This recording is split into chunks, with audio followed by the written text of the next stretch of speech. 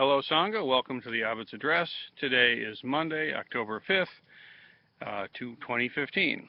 So today we're going to talk a little bit about the annual Sangha survey. This was the second annual Sangha survey and the results that came out. I think it was a fantastic effort by the Leadership Council to put these things together. And this is available online, and I'll probably click and put the link in here somehow so you can access it. And review it yourself if you haven't had a chance to already, but let's kind of walk through it a little bit together.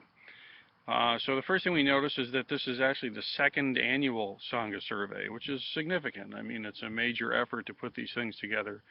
And now that we've done this 2 years in a row, we've got some data points for both years that we can compare and contrast, which is really cool. It really helps us to get a bead on things in terms of governance for the community. So first of all, hats off to everybody who put this together, especially Junyo and Chuso. They worked very hard on this. Myoho, Kyojo, all these folks really did. But in particular, those people who processed this.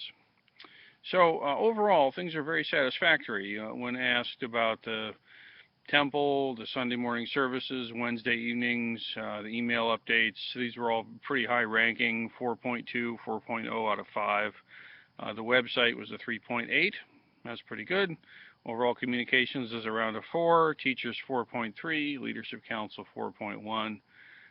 Temple facility 4.3. Dharma School 3.6. And Session 3.9. So pretty much we're in the high 3s, low 4s out of 5. Mostly 4, I guess, out of 5 on everything. These are folks who mostly have been visiting the temple for a couple of years at least, 2 to 3 years or 3 or more years.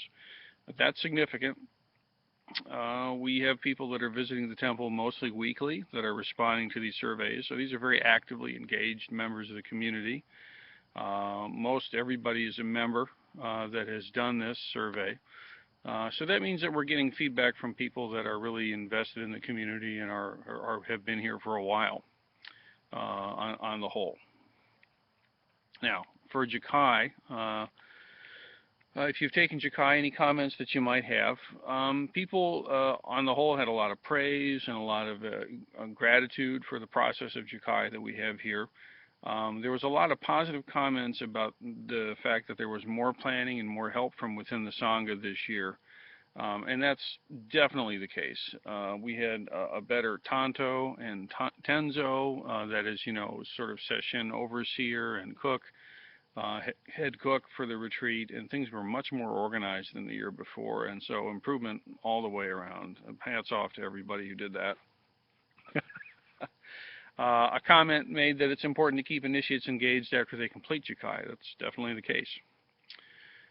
Comments about Ango, and Ango again is the sort of intensive training period that we have in the community twice a year. Again, most things were very full of praise and enjoyed what we do. There's some new formats that have the morning classes. People are enjoying them. Some people think that Ango is a little bit too long, or that the timing of the Ango isn't the best for them. But most note that they realize it's a traditional training schedule, and that's fine. One person missed having a creative project. In Ango's past, we've had a creative, kind of an art practice kind of thing involved in Ango. Maybe we'll bring that back in. I just haven't held that up as an emphasis lately. A comment that those who did not meet their Ango obligations are treated differently. Not to my knowledge. Really, the Ango commitments that every Sangha person makes is between themselves and the teacher, and really it's between yourself and yourself. There's nothing conscious about that I would say. There's no conscious behavior to treat anybody differently if they don't do all the commitments that they hoped to be able to do during Ango. I think that's sort of although that might be someone's experience in their view, but I don't think that that's a systemic issue. I certainly hope it's not. From my point of view, I don't look at students that way. We all make plans to step up and step in and dig in, and then life intrudes sometimes. Sure it does. So, comments about session. Again, most people's comments were it's beautiful, very helpful. Some folks said it should be promoted more to members. Uh, some comments wishing that more members would participate in session, certainly. There's some sense that those who don't participate in session are looked down upon. Again, I hope that would not be the case. They would like more sitting during session. That's good. Email reminders of precautions, and so on. Overnight childcare is a real barrier, and this is something that we've been talking about in the new Shoken group, is that for some members of the community, particularly women as it tends to be, childcare is a big deal. Enabling them to be able to participate or being a barrier. It's something we really need to look at. And also looking for better facilities for session, that's for sure. Physical concerns, financial concerns about session, sure. Here we try to make session available in terms of cost. We always make suggested donations, and in fact, we're trying to move to a model where a person's annual contribution to the temple, whatever that is hopefully will be sufficient to cover session for everybody. Ideally, that's where we would like to go as an administrative decision. So shifting away from a sort of fee-for-service kind of model and sort of moving more fully into the annual pledge. And if the annual pledges are strong enough, then we should be able to make that work. And I mean strong enough as a collective for the whole community. Let's see. Yeah. Comments about the Leadership Council. Generally very, very good. There's a lot of momentum that's gaining. There's a lot of appreciation for the work the Leadership Council has been doing. It's very professional, and there's a lot of surveys, emails, membership activities, and so on. A lot of good praise. One comment, it would be good if the Sangha Leadership Council pulled in more of the wider Sangha to help. That's for sure. Other ways for more people to be involved. Good point. Suggestions about raising funds. Man, this certainly is an interesting one to look at. Many said to increase membership. Of course, that's the clearest thing to do. Is to, if you think about this, is to find ways to let more people that might be resonant with the practice to know that we're here, and to give clean entry points for them so that they can dip a toe in the water and try out the practice and see if practice is a fit for them. Increasing pledge from current members, helping to make sure that the pledges are followed through with. These things are sure. Other people said to avoid sales or fundraiser type events, be careful of volunteer burnout. That's certainly a concern. The Kroger Rewards program is a big one. That, by the way, that's very significant. If you shop at Kroger and you have a Kroger card, you can add the Drinking Gourd Institute as your charity of choice, and a fraction of a % or whatever of each transaction will go actually to help support the institution. That's a fantastic way to help. So yeah, a number of different ideas there. Things people value about the temple: Buddha, Dharma, Sangha, teachers, the temple, the space, the peacefulness, sessions, Zenkai, community, connection, the fact that Do and I are dedicated and happily married together, and so on. Lots of nice things to be happy about. Common purpose, educational opportunities, welcoming, acceptance, openness, growth of the Sangha, and so on. Things to improve on in the Sangha, and this is very important feedback. Inviting members to regularly help out with specific tasks. And that I hear is a cry to, let us help, give us ways to get involved in things. Making visitors feel more welcome. That's an ongoing practice in the community, or it should be. You're there and you're seeing your friends and you're happy to connect with them, and it's easy to not notice the new person in the room. So let's try to notice them more, and maybe even do more than just that. Keeping facility clean and orderly. Of course, now we have our Sunday morning temple cleanings at 9. Sharing costs, goes without saying. More democracy in the community. Interestingly enough, there's for those who are doing the Shoken process, there's a place where there's a lot of power has been given over to the Shoken Council to go ahead and make decisions about things. There was a leadership that was elected for the Shoken Council. amongst the Shoken initiates. They were not appointed by myself, and they have authority to take on certain issues and move in certain directions, and that's working very well.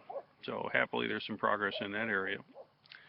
An interesting call that happened a few times for more structured opportunities for socialization, book clubs, movie nights, going to see a ball game, etc.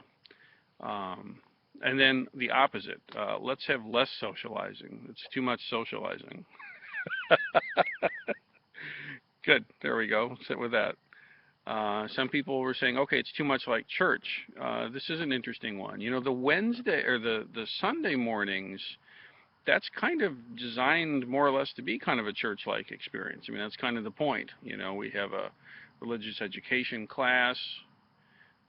We have, you know, orientation for new folks. There's a liturgy that happens. There's a short talk. There's a Dharma school for kids, etc.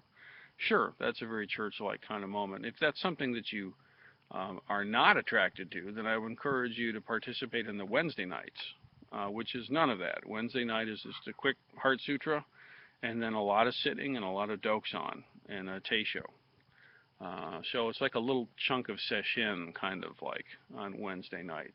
So very different qualities to Wednesdays and Sundays. Try them both. Do them both. Let's see. More facilities for sesshin, an ongoing concern, and something that's in the strategic plan for the community. More nights of sitting each week, maybe a third weekly service. It's an interesting idea. You know, we've had this idea come through a few times, and when we've moved on it, there's always kind of it doesn't quite get traction, but maybe now is the time to consider it anew. Office hours with the teachers. Sounds just like my university gig, office hours with the teachers. As far as that goes, if anybody in the community would like to connect with myself or with Reverend Doan, simply reach out. You can send us an email. If you use the contact form that's on the temple website, BuddhistTempleOfToledo.org, it goes right to my email. You know, and we can try to work something out if you're feeling like you'd like to have some more connection time with us. Happy to do that. Sundays after service, we generally are around for that. You know, in traditional Zen training, strictly speaking, it's about the teacher's job is to practice, and the student's job is to practice with the teacher. And that's what it's about. That being said, there can be times when it's really helpful for us to just meet and connect. So if we can, let's certainly try and do that. Other things that people would like to see: book groups, more social events, more community service opportunities, the same kind of themes we ran into above. Outreach in the community, maybe doing intro to Zen in libraries and outside of the temple. That's a really good idea. More classes, etc. Yeah, a lot of really, really good points for this. Concerns, any other final comments? A lot of gratitude and a feeling of inspiration. Appreciation of the more stable starting times, which was a big issue last year. That's one thing that's kind of nice to be able to track. Last year, the start times for the services floated around, and this year they're not, through to a lot of effort, actually. And people enjoying the Abbots' addresses, which I'm grateful for. So those are some of the areas that came up in the Sangha survey. Thank you for participating in that. It really does make a difference. We do use those, and they're really helpful when the Leadership Council gets together. We start thinking about decisions that we're going to make going forward. So thank you for taking the time to fill out the Sangha survey, and we'll see you in the Zendo.